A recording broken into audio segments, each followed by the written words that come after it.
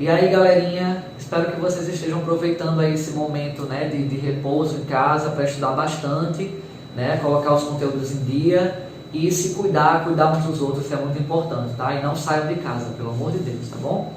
E hoje a gente vai falar um pouquinho, hoje a gente vai finalizar o grupo 1, tá? Falando sobre dadaísmo e iniciar o grupo 2, tá bom? Que a gente vai começar falando sobre abstracionismo. Então vamos lá. Bom, eu acho que em sala a gente já chegou a comentar um pouco sobre o dadaísmo, né? Mas eu achei interessante a gente revisar porque ficou um pouco raso a explicação, então eu vou dar uma aprofundada aqui, tá ok? Que é um movimento realmente muito importante para a gente entender o que vem depois. Então o dadaísmo foi um movimento artístico e literário que surgiu por volta de 1916 em Zurique, na Suíça, e teve representantes em vários países europeus e também nos Estados Unidos, né? É um movimento conhecido como movimento dos artistas anti-arte, né? É uma galera que vai querer ver o circo pegar fogo, vai querer provocar, inclusive levantar uma questão aí que nenhuma outra vanguarda, nenhum outro grupo artístico tinha levantado ainda, que é aquela pergunta, né? Afinal, o que é arte? O que pode ser chamado de arte, o que não pode, né? Quem é que define isso? Quem é que bate o martelo no final, né? Enfim, então eles vão passar a questionar isso, né? Vão refletir sobre a própria arte através de suas obras bastante polêmicas, tá bom? E esse grupo ele surge como um resultado, né? Uma resposta à Primeira Guerra Mundial, um período em que as pessoas estavam muito em luto, né? Era um luto universal, né?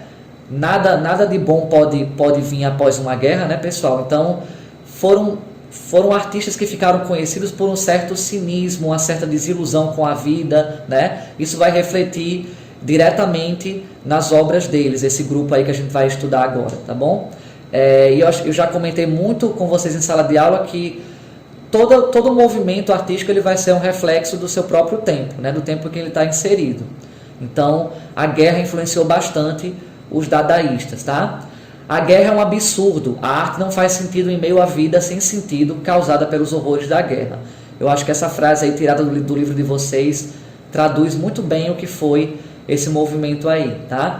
Eles negavam os valores sociais e não pretendiam estabelecer uma relação positiva entre arte e sociedade, né? Ridicularizavam o culto à pintura como obra única e eterna, inclusive uma obra do Marcel Duchamp, uma releitura bem polêmica aí da Mona Lisa, vai mostrar muito essa questão de como eles não respeitavam a arte clássica, vamos dizer assim, né? Eles queriam provocar essa questão aí de por que a pintura é a única arte assim soberana, né? A arte acima de todas, enfim. Então eles queriam questionar essa soberania aí da pintura, né? Dando continuidade, é impossível falar do dadaísmo sem citar esse senhor aí muito trollador, né, que foi o Marcel Duchamp. Eu acho que a fonte é a obra mais famosa dele, mais icônica, né? Como vocês podem ver, é um mictório que ele levou para ser exposto no museu, após ter sido recusado, né, bastante. Vocês devem imaginar aí que não era comum a galeria de arte aceitar uma obra como essa, né? Mas teve alguém mais doido que ele que aceitou e ele conseguiu expor, né? A obra original ficava de cabeça para baixo, ele chamou de A Fonte, tá? No caso, essa obra ela é tida como muitos estudiosos aí da arte como uma divisora de águas no mundo da arte, né? Porque teve as pessoas que aclamaram o que Duchamp fez e aquelas pessoas que criticaram bastante, né? Como é que ele tem coragem de expor algo assim e chamar de arte, né? E por outro lado, o grupo que vangloriou o que ele fez, né? Achou inovador, achou provocador, que a arte estava precisando dessa provocação, né? Enfim. Então, dividiu aí o mundo da arte, né? A fonte do Duchamp. E a partir dessa obra, ele passou a criar outras obras da mesma natureza, né? Pegando um objeto e tirando ele do seu contexto original, desvirtuando ele e transformando numa obra provocativa aí de arte, né? Ele chamou esse tipo de arte de ready-made, ou traduzindo aí grosseiramente, né? Já feito, algo já feito, já pronto, né? Ao lado da fonte vocês podem ver aí o Duchamp com a sua roda de bicicleta, também um ready-made aí desse artista, né? Eu quis citar também o trabalho do fotógrafo Man Ray, né? Eu chamei de fotógrafo de sonhos. Ele trabalhou diretamente aí com artistas do surrealismo, como é o caso do Salvador Dalí. A gente vai falar um pouquinho sobre o Salvador Dalí depois, tá? E o surrealismo também. Ele adorava brincar assim com as diversas possibilidades aí estéticas do corpo humano, né? Como vocês podem ver nessa outra foto, essa moça representando um violino, né? A cintura dela meio que representando um violino, né? Ele tem várias imagens, várias fotografias aí brincando com essas possibilidades do corpo humano, tá? E essa fotografia aí dos gatos flutuantes, né? O modelo usado nessa fotografia foi o próprio Salvador Dalí, né? Eu citei que eles eram amigos, então o Salvador Dalí já serviu de modelo para uma das fotos aí do Man Ray, né? Nesse cenário aí bem caótico, que é bem representativo do que era o dadaísmo e o surrealismo, né? Essa perda de sentido na arte, né? A arte não é para ter sentido algum, muito pelo contrário, é para provocar e para estimular o imaginário das pessoas, né? Era o que eles acreditavam. Eu vou passar aqui porque o artista não cita essa... Vou só falar essa citação aqui do Man Ray, já que eu citei ele, né? Em lugar de pintar pessoas, comecei a fotografá-las e desisti de pintar retratos. Ou melhor, se pintava um retrato, não me interessava em ficar parecido. Finalmente concluí que não havia comparação entre as duas coisas, fotografia e pintura. Pinto o que não pode ser fotografado, algo surgido da imaginação ou um sonho. Isso, inclusive, vai ser muito característica dos surrealistas, tá?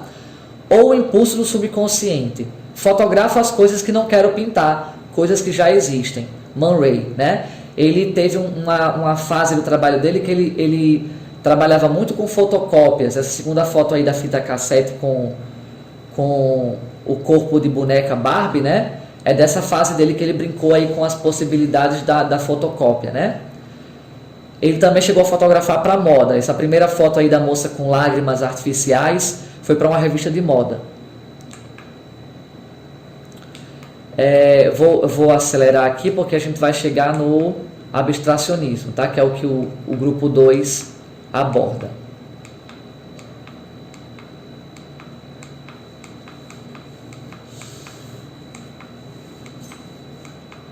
Isso que dá fazer um slide muito longo, né, professor?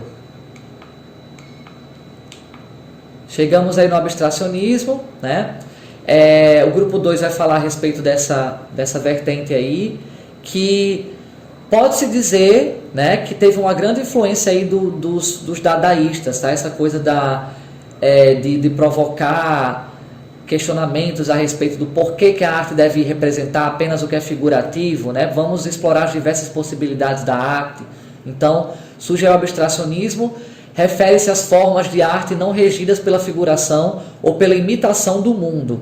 Não representa elementos da realidade que nos cerca, nem narram uma cena histórica ou religiosa, literária ou mitológica. Então, é totalmente na contrapartida do que a gente viu na arte clássica, no Renascimento, né? Aquela arte mais mimetista, de imitar o que é, representar o que é real. Não, os abstracionistas não estavam nem um pouco interessados nisso, tá?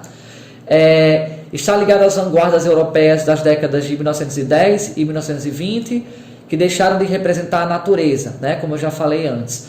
Vamos ter duas principais subcategorias, não seria subcategorias, né? Vertentes aí do abstracionismo. No caso, o abstracionismo lírico, mais ligado à criação intuitiva e emocional, né? Até mesmo por influência aí dos sonhos, né? do subconsciente, e o abstracionismo geométrico, que vai dar mais ênfase à própria matemática, né? Tem uma reflexão mais intelectual, enfim, então vai ser mais, até um pouco mais figurativo, né, de certa forma. Como exemplo aí do abstracionismo lírico, né, temos um quadro de Vassily Kandinsky, um pintor russo que junto com o Paul Klee, por exemplo, vão ser um dos grandes precursores aí do abstracionismo, tá? O nome desse quadro é A Batalha de 1910. Vocês podem perceber que ele mexe totalmente com a imaginação da gente, né? Mas por que uma batalha? Onde é que está acontecendo uma batalha aí? Então, a proposta do abstracionismo é justamente essa, não representar algo figurativo, mas algo que brinque com nossa mente, né? com o nosso olhar e faça a gente enxergar além, né? do que a pintura sugere, tá bom? Vamos falar um pouco sobre o Kandinsky, né? Ele foi um dos representantes aí do abstracionismo lírico, principalmente, considerado por muitos estudiosos como o pioneiro do abstracionismo. O russo Vassily Kandinsky desenvolveu estudos relacionados às cores e à música. Ele tinha muita inspiração assim na música, porque fascinava essa natureza não figurativa da música, né? Por ser uma arte, como é que eu posso dizer? Que imaterial, né? A arte mais imaterial de todas. Então isso fascinava ele na música e ele usava elementos da música como o ritmo, a melodia, até mesmo para inspirar as suas obras aí. Tá? Ele tinha muito fascínio pela música erudita, principalmente a música clássica. Desenvolveu estudos relacionados às cores e à música, defendendo sempre a ideia de que a arte não deveria se prender às formas do mundo natural, mas ser livre para mostrar a sua alma, né? Como o próprio abstracionismo lírico já defende, né? Citei esse artista também, né, o Paul Klee, como um dos precursores aí do abstracionismo. No caso, o Paul Klee era suíço e passou a maior parte de sua vida adulta na Alemanha, né, quando foi expulso em 1933 pelos nazistas. Klee, músico e pintor, chegou a hesitar entre a carreira que deveria seguir. Sua pintura é rica em ritmos, assim como a do Kandinsky, né? Elementos como contraponto, concordância harmoniosa de vozes e instrumentos fazem parte da composição pictórica, como se fosse música, como se fosse uma partitura, né? Uma forma de ler música. Aqui alguns exemplos das obras do Paul Klee: O Castelo e o Sol. Essa até dá pra gente identificar aí a forma de um castelo, né? De certa forma. De 1928. Jardins na Tunísia, também do Paul Klee. E O Prisioneiro, né, do mesmo artista. Tá? No caso, ele está muito ligado aí ao abstracionismo geométrico.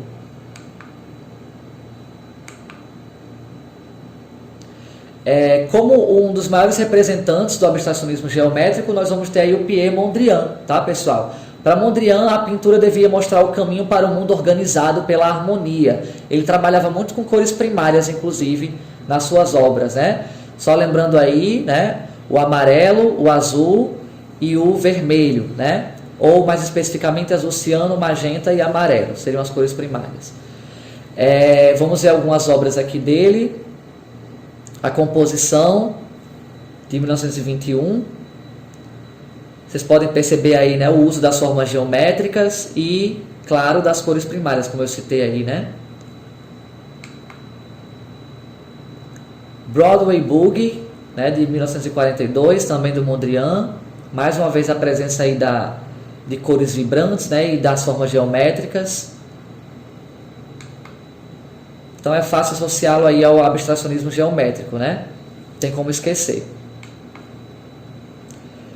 E é isso, pessoal. Por enquanto a gente não vai entrar ainda, né, nos outros representantes aí do abstracionismo. Eu me ative ao que o livro de vocês sugeriu, tá? Quem sabe a gente não grava uma outra aula, ou, se Deus quiser, né, a gente tem uma aula pessoalmente, que seria o meu desejo, né, para todos. Então, se cuidem uns dos outros, estudem bastante, e é isso. Beijão para vocês.